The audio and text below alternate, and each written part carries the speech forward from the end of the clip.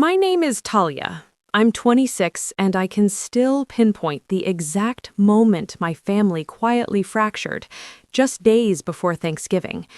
It began with a phone call from my mother, her tone distant and oddly final, the kind of voice people use when they've already decided your place. I was standing in my apartment kitchen, pen in hand, staring at a grocery list I'd been writing for the trip home, when she said something that made my chest sink. She told me, "You won't be coming for Thanksgiving this year. Your sister's new husband thinks you'd ruin the atmosphere." For a few seconds, I honestly thought I'd heard her wrong. Ruin the atmosphere? I asked her what she meant, but she let out a tired sigh, like she'd already exhausted herself explaining this to someone else. She said Ethan, my sister's new husband, felt uneasy around me, and since it was his first Thanksgiving with the family, they wanted to avoid any tension. Tension? I barely knew the man. I'd met him twice. Once at their rushed wedding dinner, and once at a short family brunch where he barely spoke to me. And yet somehow, I was already labeled the problem.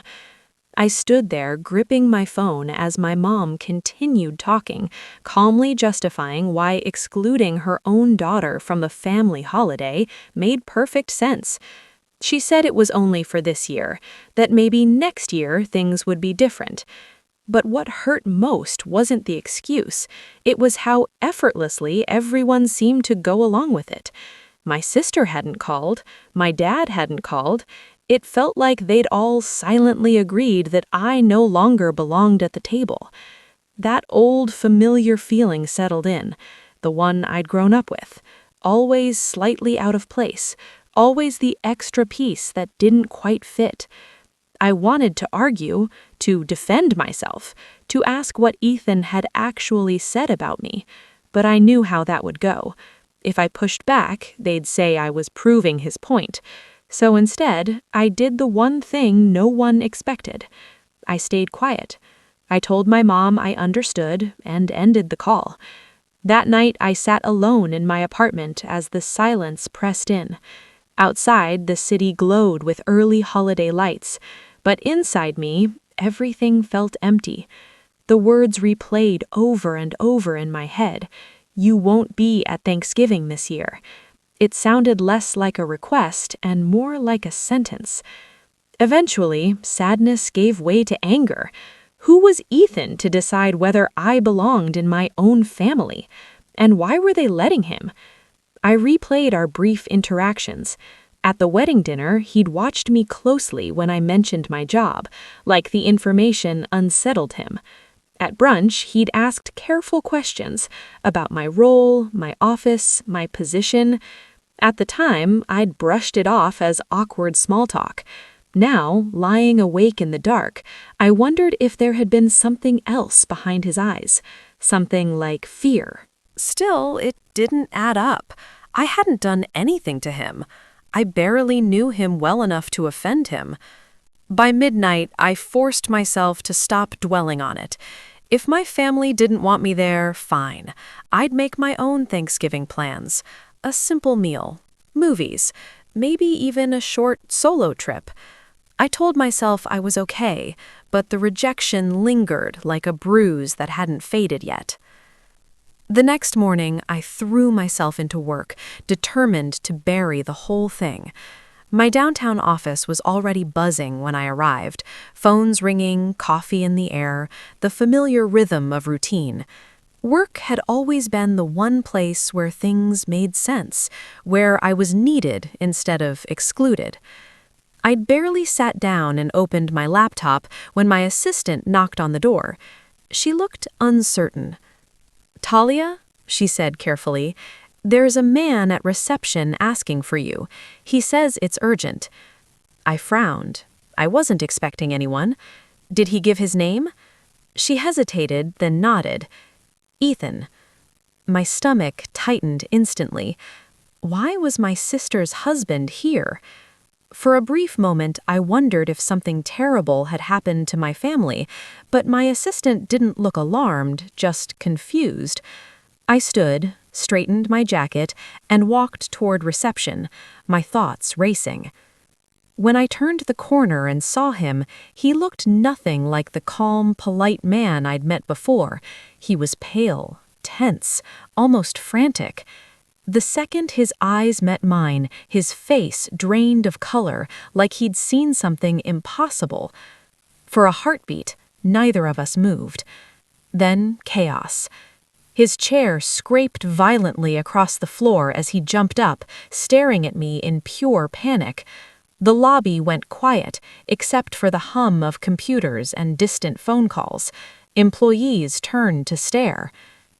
"No, no, this isn't right," he muttered, shaking his head like he was trying to wake up. I stepped closer, confused. "Ethan, why are you here?" His breathing quickened. You work here?" he stammered. "Yes," I said firmly. "Why?" He glanced around at the company logo, the badges, the people watching. His voice dropped to a horrified whisper. "You're Talia Morgan, the compliance director." "Yes." The moment I confirmed it, his hands began to shake. He grabbed the back of a chair to steady himself. "Oh my God," he whispered. "Your sister didn't know." That's when my confusion turned into irritation. "Didn't know what?" He swallowed hard. "She didn't know you're the one investigating my company." The air felt heavy, because it was true. I was leading an internal regulatory investigation into a financial consulting firm suspected of serious misconduct, a case that had been building quietly for months. At the wedding, Ethan had only mentioned working in consulting. I'd never connected the dots. Now everything made sense. The looks, the questions, the tension. "When I saw your name on the guest list," he rushed on, "I thought it was a coincidence. Then at brunch, I started worrying. I asked your sister what you did. She said compliance, but not details.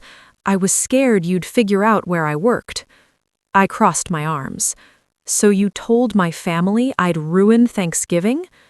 He nodded, shame written all over his face. "I needed space. If you connected the company name, I could lose everything." The irony was almost laughable. My family had shut me out to protect a man hiding something illegal. What he didn't know was the part that truly mattered. I met his eyes. "Ethan, the investigation already linked your company last week." His face collapsed. "What?" "Your firm showed up in a financial audit. We've already pulled records." He looked like the floor had vanished beneath him. "You're going to report it." I studied him, the man who'd pushed me out of my own family to save himself. "That depends on what the records show," I said calmly. "But you should prepare for some serious questions." In that moment, he looked less like a confident newlywed and more like someone finally realizing consequences don't disappear when you avoid them. He'd come to confirm his fear. Instead, he'd walked straight into it. After a long silence, he muttered an apology and left, shoulders slumped, like someone heading into a storm he couldn't outrun. When the doors closed, my assistant slowly turned to me. "Do I even want to know?" I exhaled softly. "Not today." Later that night, alone in my apartment again, I thought about the strange twist of it all. My family thought I would ruin Thanksgiving, but the truth was, Ethan was only afraid of me because he already knew what he'd done. And sometimes, the truth shows up exactly where people least expect it.